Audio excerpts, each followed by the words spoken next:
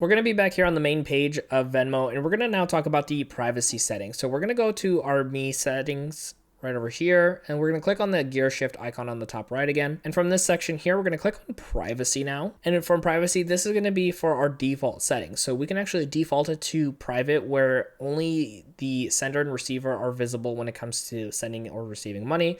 You could do the friends, where it's visible to senders, recipients, and their Venmo friends, so on both sides. And then public is available for everybody in the world to see, essentially.